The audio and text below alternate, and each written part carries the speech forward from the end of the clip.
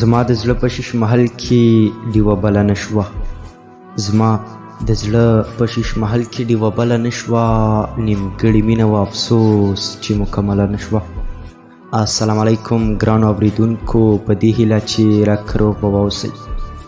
ګرانو، نن به درته د پاتې شه باران دی ناول څلورمه برخه وړاندې کړم، په دې هیله چې تر پایه مې ملتیا وکړئ.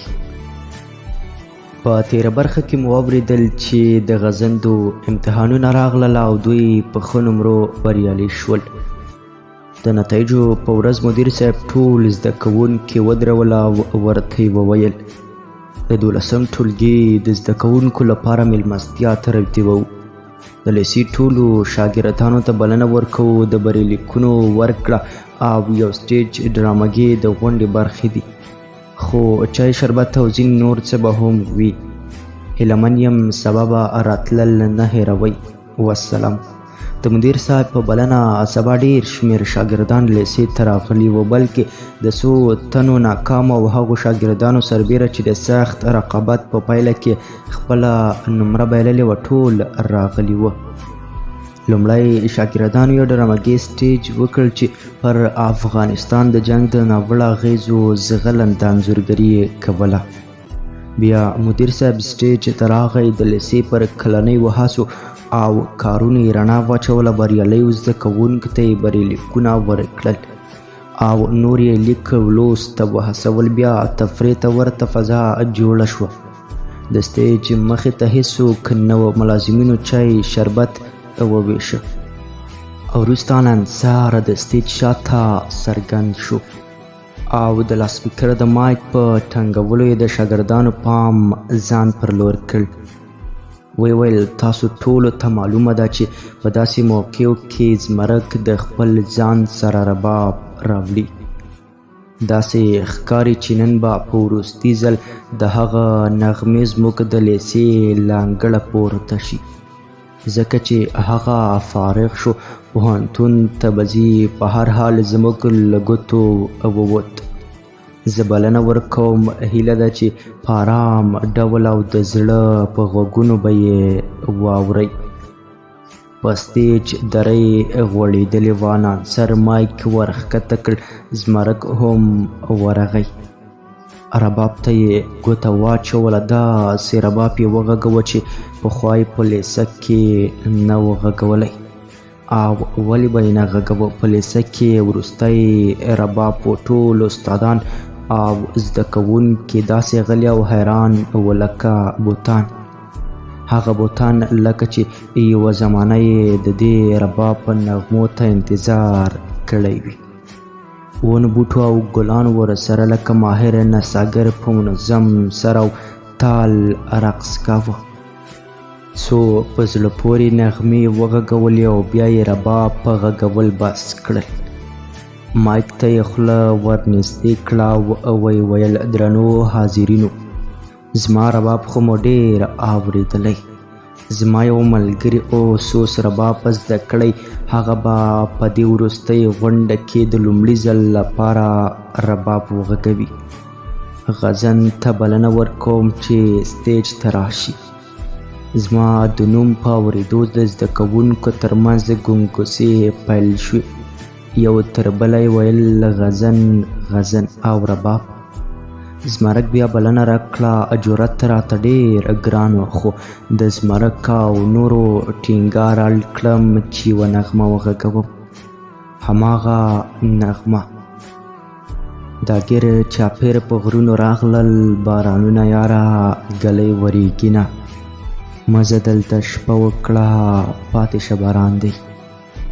چې له سټیجه راکوزېدم نغمه مې په ذهن کې ګړنګېده او خورو ورو حواسو مې ورسره د شاګردانو د لاسونو پړکا یو ځای کوله. له کومې خوا مې د زرینې اواز هم اورېده چې ویل یې ته خو په ساده کې تیلهدار وختې، خو زما په هواره ځمکه پښې ښویېدې. بارانونه نه وه راغلي، خو چې د څانګې څنګ ته ورسېدم بڼو پورې مې دوه سپینې ځلېدونکې اوښکې نښتې وې. تر ناوخته په لیسه کې و څانګې او زرینې را سره مخه وکړه. زما سترګو هم د څانګې په شان لمدې شوې. په تلو تلو کې څانګه لکه د ګلو لښته کږه شوه. په سرو سترګو یې راوکتل. زما د نظر غیر مرئي لاسو یې ډېره لمن ونیوه، خو د بېلتون لاسونه ډېر زورور وه. د ځېل لمر په وړانګو کې هغه یوه زرینه مجسمه ښکارېده. زما نظرونه یې تر هغې پښو ته ځان غورځوه چې پناه شوه. زما څانګه د بېلتون سیلۍ یوړه. زما ښکلې څانګه، زما ګلورینه څانګه، او زه لکه خزان وهلې ونه پاتې شوم. د خوږو نغمو مرغۍ والوتې. یوازې سپېرو سیلیو زما په وجود کې ویرونکی ساز غږاوه. زما سترګو څانګه بایللې وه. ټول کائنات راته ناامیده جوارګر ښکارېدل، لکه چې قمار یې وهلی وي، لکه چې ښایست یې بایللی وي، لکه خپل ټول رنګ و نور یې چې له لاسه ورکړی وي. بیخي بل راز شوی وم. د ژوندي لاش کلمه راته د ډرامو او ناولونو یوه مړه اصطلاح ښکارېده. خو د څانګې له تلو وروسته وپوهېدم چې ژوندی لاش هم یم. د کانکور کورسونه هم پیل شول. زه او زمرک هم ورتلو، خو زما ذهن به لږ وخت په ټولګي کې او ډېر وخت بل ځای و. هغه ځای چې لا مې د سر په سترګو نه و لیدلی. د څانګې په کلي کې به هم هغې ما ته ایله همدومره ویلي وه چې د سپین غر په لمنو کې اوسېږو. ما په خیال کې څانګه جوړوله. غره ته به ځي، په نرۍ ملا به درانه منګي په سر وړي. شوخې غرنۍ نجونې به یې چیړي، تنګوي به یې، خو چې هغه به خاندي او که خفه به وي. څانګه پوهېده چې غرونه مې خوښ دي. هغه به زما تصور چېرته ګرځوي. د بزرګۍ څوکې سره ته به مې خېژوي، یا به شعرونه به راباندې اوري. د نښترو په څانګو کې به راسره زانګي، او د چینې اوبه به راباندې شیندي. د کانکور کورسونه هم په ختمېدو شو. وروستۍ ورځ وه. له زرینې نه مې پوښتنه وکړه: څانګه نه ده راغلې؟ له احواله یې خبر یې؟ هغه خوشحاله نه ښکارېده. زما له پوښتنې سره یې په څېره کې نور خفګان هم خپور شو. هغه پخوانۍ شوخي نه وه. سر یې ټیټ کړ او ویې ویل: غزنه، د ورور کور ته یې ورغلی وم. څانګه نه وه راغلې، او د ورور په خبرو کې هم د هغې د راتلو د امید توري نه وه. داسې نه ښکارېده چې د څانګې کورنۍ به هغه لوړو زده کړو ته پرېږدي. د زرینې خبرو په چورتونو کې لاهو کړم. هوډ مې وکړ چې څانګې ته د زرینې لخوا یو لیک ولیکم، او موقع هم وه. د ګرمۍ موسم و. بهر باران په ورېدو و. ټول شاګردان یې د نندارې لپاره برنډې ته وتلي وه. ما لیک د زرینې لخوا پیل کړ. دا دوه رنګي زما فطرت نه، بلکې مجبوریت و. کلیوالې جینۍ ته د هلک لخوا لیک لیکل داسې جرم و چې د څانګې د مرګ سبب هم ګرځېدی شو. نو ځکه مې د زرینې د نوم په تکیه دا کار کاوه. بیا هم ځان راته ښه نه ښکارېده، خو له ځان سره مې ویل: زه خو دا کار په پټه نه کوم. زرینه به هم خبروم ترې. لیک به هم هغه د څانګې ورور ته سپاري. د لیک بل جواز مې دا ګڼه چې د څانګې پلار ته به هم څو خبرې ولیکم. ګوندې څانګه لوړو زده کړو ته پرېږدي. یوه بله جمله مې لیکله چې یو ځل بیا په فکرونو کې ډوبېدم. لیک به مې نیم ته رسولی و چې باران زور واخیست. زمرک له کړکۍ نه اواز راکړ: وغځنه، د باندې راووځه، ډېر ښکلی باران دی. او باد خو ترې لکه د استاد مطرب وستې نغمې راوباسي. ما ورته وویل اشنا بس ته ولاړ اوسه زما په ځای هم نغمې واوره زه نشم دروتی. ځواب یې راکړ راووځه کنې درپسې درځم. پوه شوم چینی مني برنډې ته راووتم. رښتیا هم ښه شېبه وه.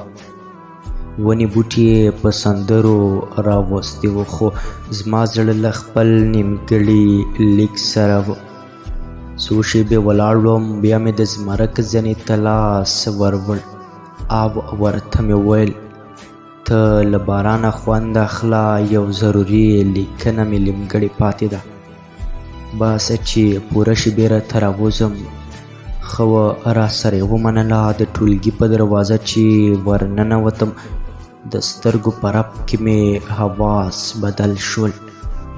د څانګې د راتلو ورځ را په یاد شوه. د ټولګي د شاګردانو شور او شوخي مې په زړه راوورېده. دا ځکه چې د ټولګي چت څو ځایه په څڅېدو و. خونه څانګه لکه لمده کوتره د لومړي ځل لپاره زموږ ټولګي ته راغلې وه او نه شوخې نجونې چترۍ په سر د کوټې تر چت لاندې ګرځېدې. له ټولګي مې بیخي کرکه وشوه. که کتابونه او لیک مې نه وی خامخا به ترې بیرته وتلم. خو چې څوکۍ ته ورسېدم لکه ټول چت چې راباندې راپرېوتی وي. هغه څه شوي وو چې ما یې توقع هم نه لرله. په کتابونو مې کوټه څڅېدلې وه او نیمګړی لیک له منځه تللی و. په رپاندو لاسونو مې کتابچې راواخیستې. په مخامخ دیوال مې سترګې ولګېدې. د څانګې لیک هماغسې تازه و ایمرجنسي. وپوهېدم چې په لیسه کې پاتې کېدل بې ګټې دي بلکې ستونزمن دي. غریو نیولی وم. حواس مې پوره په کنټرول کې نه و. ټول بدن مې لکه پاڼه په رپېدو او په هر قدم مې د پرېوتو ویره وه. څانګه نه وه خو سندرې زما په مغزو کې قیامت جوړ کړی و. دا ګیر چاپېره په غرونو راغلل بارانونه یاره ګلۍ ورېږي نه. مزه دلته شپه وکړه پاتې شه باران دی. بالاخره د کانکور امتحان هم راورسېد. ور مو کړ. زه او زمرک ادبیاتو ته لاړو او زرینه رانه د طب په لور بیله شوه. پوهنځي ته مې تلل پیل کړل خو حالت مې له یوې ورځې بلې ته په خرابېدو و. ذهني تمرکز مې له لاسه ورکړی و. د استادانو درسونو ته مې پام او توجه نه شوی کولی. که استاد رانه سم لاسه د خپل تشریح کړي درس پوښتنه کړی وی په ځواب کې وی لکه بې حسه بت خاموش پاتې شوی وم. ایله یو تن استاد داسې و چې زما باغې پام به یې ارام کاوه او هغه ځکه چې د مینې او ښکلا قدردان و. ټول کائنات پر همدې محور ګرځېدل خو کله کله به یې د هغه خبرو ته هم پام نه و. یوه ورځ زمرک د پوهنتون کانتین ته بوتلم او راته یې وویل د څانګې بیلتون لکه کمان په ملا کوږ کړي هېرولی یې نه شي. په حیرت سره مې ورته وویل څانګه هېرول ایله خو یې د یادولو وخت راغی. ایله خو وپوهېدم چې څانګه څنګه او څوک وه. زمرک راته وویل محصل د ادبي او ګرځوي د فلسفې کتابونه ځکه خو دې دا حال دی. یا څانګه وروستۍ جنې وه نورې کمې دي. ووایه چې څومره مشتري درته پیدا کړم. مننه خو ځینې ښایستونه له حساب کتاب نه بهر وي. لومړی هم وي او وروستی هم. زما لپاره څانګه همداسې ده بلکې دا چې هغې د پوهنتون ارمان درلود. داسې که هر غزن خپله څانګه پرېږدي د بېوسۍ دا ګراف به خورا لوړ لاړ شي. عجیبه د زموږ خلک د زوی د زده کړو لپاره د پلار نیکه هډوکي پلوري ځمکې خرڅوي خو د لور تعلیم شرم ګڼي. او ځینې خو مې داسې هم لیدلي چې د زده کړې لومړی ګام د کفر په لور ګڼي. زه بیخي حیران یم دا خلک به کله له تعلیم سره اشنا کیږي او د حافظې پر تخته به کله دا جمله لیکي چې ښځه هم انسان دی. خو زمرکه زما دا استدلال عام دی، په خاص ډول هغه زما معشوقه ده، مین یم پر هجران یې اور دی، سیزې مې رکوي مې او بیا زه خو مجبور یم د خپل تقدیر او فطرت په لاسونو کې ګیر یم. د خوشحال خان بابا دا شعر سمه خبره لري، زه خو شرابي یم شیخه څه راسره جنګ کړي، برخې ازلي دي کاش کې ما د ځان په رنګ کړي. له دې وروسته زمرک هېڅ ونه ویل، څو شېبې غلی و، بیا یې ساعت ته وکتل، ویل یې ټولګي ته د تلو وخت دی، ور به شو. ما هم ورسره خوښه کړه، کانتین والا ته مو پیسې ورکړې او د ټولګي په لور مو مخه کړه. سبا چې زمرک ولیدلم بیا یې کانتین ته بوتلم، ویل یې څه مې درته راوړي، ومې پوښته چې څه دي، ویل یې که درته یاد وي ما په سوات کې درته د چا نوم اخیستی و، نومونه خو ډېر و خو یو پکې د یاد ساتلو وړ نوم و. ملا غور کوه چې راته ویل بس دی په حافظه دې زور اچول درته ښه نه دي. دی ویل ول یوې کاغذي خلطې د خوشحال خان خټک دیوان راوویست، ښایي دا کتاب لوستی دې وي خو زه یې درته ډالۍ کوم. ویل والا ساعت به دې ورسره تیر شي. زه هم په دې ډالۍ خوښ شوم، کتاب مې ترې واخیست او د کانتین نه ووتو. بله ورځ زمرک راته په یوه خالي ساعت کې وویل څنګه و خوشحال بابا. زه لږ غلی شوم، ورته مې ویل څانګې څانګې و، د هغه باز او شاهین پر سپین غره وزرې راکاږي، د څانګې پر وطن پل ځلانده توره کې هم د څانګې څیره ښکاري. څه به درته ویم د خوشحال دیوان د زړه د مینې لپاره غوړ لرګی دی. لا مې پسې اور تازه کوي، خو د ټولو نه ښه خبره چې خوشحال بابا کړې هغه دا ده، هر چې خوږ د ښکلي مخ په مینه نه وي، د جهان په مخ اوده راغی اوده لاړ. زمرک وخندل، ویل یې په خوب کې هم سړی د ښکلي مخ په مینه خوږېدی شي. په تورو تورو شپو کې زه رنګین خوبونه وینم، ته مې نه ګورې چې په لیله کې سحر له خوبه راپاسم، سترګې مې لمدې وي. همدغه وخت کې وي دا د مینې یو مکتب دی چې سره لارې یې د سلطان محمود لټان دي. هغه دا خبره وکړه خو چې ما ته یې پام شو، په بله دنیا کې ورته ښکاره شوم. راغی تر څنګ مې کېناست، زما لاس یې په خپل لاس کې ونیو، ویل یې ولې زما په کومه خبره خفه شوې؟ ما ورته ویل تا د اوښکو یادونه وکړه، د معشوقې بېلتون هم عجیبه وي، د اوږده انقلاب غمیزو لکه غر ولاړ وم خو بېګا مې اوښکې وڅڅېدې په څانګې پسې، خو خفه پرې نه یم، اوښکې زما د مادي وجود برخه ده، څومره یې چې له لاسه ورکوم هومره مې ورسره روغ پیاوړی کېږي. زمرک راته وویل زموږ نړۍ مادي ده، دلته به د مادي وجود هم قدر کوي. زما طبیعت بحث ته نه و برابره، نو ځکه مې ورته ویل ستا خبره سمه ده، خو هغه په موسکا کې راته ویل لکه چې خبرې مې فلسفیانه رنګ درلود. ځکه دې خوښه کړه، یوازې همدومره مې ورته ویل چې کیدای شي دواړه موسکي شو او لیلې ته لاړو.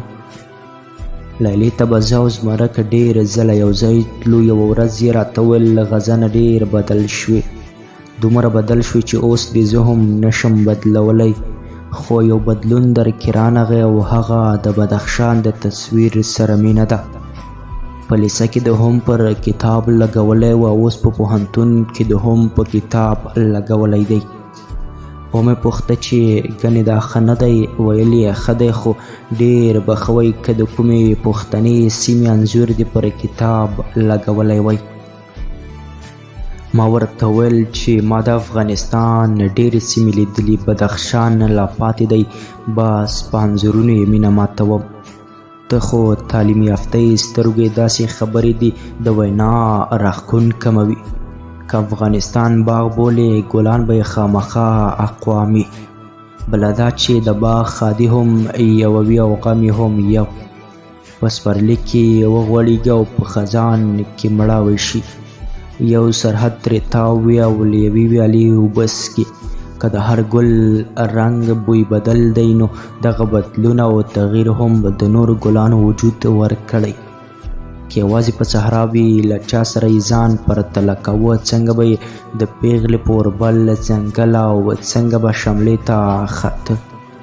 زمرک په یو ګل نه پسرلی کیږي.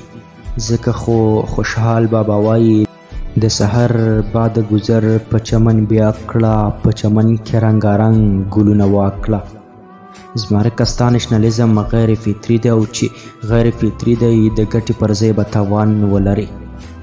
زمرک موسکی شو ویلې زما نشنالیزم غیر فطري صحیح خو فطري خو ته هم منې. ما ورته ویل د قام مینه په لاشعور کې ده، نسل په نسل راځي، د قام هومره لرغونیتوب لري. که په وحی پرېکړه کوي محمد صلی الله علیه وسلم ویاړي چې قریش دی، او که په عقل یې فیصله کوي افلاطون ویاړي چې یونانی دی. زه هم مسلمان انسان یم، همداسې یم. که پښتون نه خوښوم له بله قامه به نفرت ولې کوم. بس همدومره قام خوښوم چې بدخشان مې خوښ دی. له ننګرهار سره عشق لرم. زمرک پوښتنه وکړه او که یو قوم پر بل تیری وکړي ظالم قوم باید ختم نشي. نه زمرکه، په قوم کې ځوانان سپین ږیري ماشومان نه ښځې بلکې په رحمونو کې ویده ماشومان هم راځي. د ټولې تیری کول د فطرت قانون نه دی. که بې ځایه تیری کوي هغه به د یو مقصد لپاره راغونډ شوي او اشخاص وي. هغوی سره جګړه په کار ده. د یو هېواد دننه د قومونو جنګ یو فطري او ریښتونی عمل نه بلکې د سیاسي جادوګرو سیاسي کوډې دي. زمرک راته وویل ته خو بدلون نه منې، خو ما دې د استدلال د زړه له تله مانه. زمرکه زه انسان یم، کاڼی نه یم، هره شیبه بدلیږم. د کائناتو بدلون منم خو د خیر بدلون نه منم، ځکه چې خیر مینه ده او مینه زما څانګه ده. ورځې تېرېدې خو خپله معشوقه مې لکه څانګې څانګې رغوان د زړه له درزه الله پسې په غځېدو او خورېدو و. د رباب په تارونو او د فلسفې په کرښو مې ځان نه ورکول خپله مشغوله جوړوله. خو ځای نه راکوه بیخي هغسې لکه چې سیندونه مړه جسدونه له تله سره تولي. له یوې ورځې نه مې بلې ته ذهني فشار او د غړو سستوالی په ډېرېدو شو. خوب او خوراک مې بیخي کم شو. بس همدې غم خوړم چې د زړه مې وداره څانګه مې د بیلتون سیلۍ یوړه. په دماغو مې سچل کېده، د بدن په بېلابېلو برخو مې دردونه پیدا شول. ساه مې بنده کېده. بالاخره د کټ یې کړم خو له خیاله مې نه وته. د خاطر دا مسره به ډېره رایادېده چې زما د واړه عمر کار دې وکړ. خبره ډاکټرانو، معایناتو، عکسونو، علاجونو او دواګانو ته ورسېده. بس هغه خبره وه چې هلک مین شي، رنګ یې زیړ شو، مور یې زیړي بابا ته وړي چې روغ به شي نه. یوه ورځ زمرک سره هغه ډاکټر ته لاړم چې له پیله مو غوره کړی و. څه ناڅه مې ورته حالات څرګند شوی و. معاینه یې کړم، زړې نسخې په غور وکتې. نوي درمل یې راته ولیکل، ماته یې مخ کړه او راته یې ویل په ذهن دې ډېر بوج دی، ویې غورځوه، ډېر فکر مه کوه. زه ورته موسکی شوم، نور مې هېڅ ورته ونه ویل. له ځان سره مې ویل څنګه له سوچونو او فکرونو ځان وژغورم. د دې نیلۍ واګې اوس زما له ګوتو وتې دي. ګورو به چې چېرته ترې پرېوځم. ډاکټر زمرک ته ور مخ کړه او پوښتنه یې ترې وکړه د غزن څه یې؟ ډاکټر صاحب له ډېرو کلونو راهیسې مې نږدې ملګری دی. ډاکټر سر وخوځوه، په لاسونو یې خپلې عینکې سمې کړې او له زمرکه یې دویمه پوښتنه وکړه: د غزن شوقونه څه دي؟ هغه ورته وویل: ډاکټر صاحب، اوس خو یې همدغه یو شوق دی، سوچونه کول. ډاکټر وخندل او ویل: له دې شوق وړاندې یې د څه شوق درلود؟ ډاکټر صاحب وړاندې له دې کتاب، رباب او غرونو سره شوق او یو بل زورور شوق هم درلود. ډاکټر وویل: زه وپوهېدم د کورنۍ له غړو سره یې خبرې وکړه، ته یې نږدې ملګری یې. ښه به همدا وي چې د رباب او کتاب سره دوه په دوه د کومې غرنۍ سیمې سیل ته لاړ شي. ګوندې دا تجربه یې په روغتیا ګټوره اغېزه وکړي. له کلینیکه راووتو، زمرک همدا ټینګار کاوه چې سیل ته به ځو. او ته خو ډېر تللی، یو خو دا ځل تلل ډېر اهمیت لري، ستا د درملو هومره اهمیت لري. ما ورته وویل: هر څه بې ګټې دي، څانګه نشته، له هرې منظرې ساه وتلې ده. په کوم څیز به مې له څانګې لرې وباسې چې په هر څیز کې څانګه وي؟ د روغتون تنګه کوټه وي او که د بزرګې څوکې لمنه، دواړه به راته یو راز وي. په دې خبره مې زمرک موسکی شو. ویل یې: بزرګه څوکه، خامخا د چا د کلي هواګانې پرې لګي. دې خبرې او شاعرانه استدلال بلا خوند راکړ. لاځوابه یې کړم. پر شونډو مې ډېرې ورځې پاسې تته موسکا خپره شوه. زمرک چې زما پر شونډو موسکا ولیده، په څېره کې د خوښۍ احساس وځلېد. پوه شو چې خبره مې ورسره ومنله. یو لاس یې زما پر ولي کېښود او بل یې هوا ته پورته کړ. له خوښۍ نه یې چیغه کړه: دغسې دا ادا دې ښه وه. دا عادت دې د ادم خان نه و. زما د ملګري غزن غوندې پرېکړه دې وکړه. بیا سره بیل شو او کورونو ته لاړو. مشران او د کور غړي مې د ډاکټر له وینا نه خبر کړل. ټولو دا خبره خوښه کړه. د اړتیا وړ څیزونه مو د سفر په بکس کې واچول. مازدیګر تېر شو. دروازه وټکېده چې پته ولګېده زمرک و. ور ووتم. له ستړي مشي وروسته مې بلنه ورکړه چې په بیټک کې کښېنو. بخښنه یې وغوښته. ویل یې: په کور کې مې خبره وکړه، ځم تیاری کوم. سبا سهار به د ګاډۍ سره درته د کور مخې ته ولاړ یم. ما ورته وویل: زه خو به تیار یم، خو دا راته ووایه چې ځو به چېرته. هغه په خندا شو. ویل یې: د ځای انتخاب خو مو پخوا کړی و. د رباب له ترنګه خو څه جوړ نه شو. اوس به در باندې د میالي صاحب د زنځیرونو شرنګا وړم او یا به د سپین غر د بزرګې څوکې لمن نیسو. ګوندې کرامت یې در باندې کار وکړي. په دې خبرې خندا راوسته او ورسره مې ومنله. ګرانو اورېدونکو، دا و د پاتې شه باران دی ناول 4مه برخه. تر راتلونکې وروستۍ برخې تاسې په پاک او مهربان رب سپارم.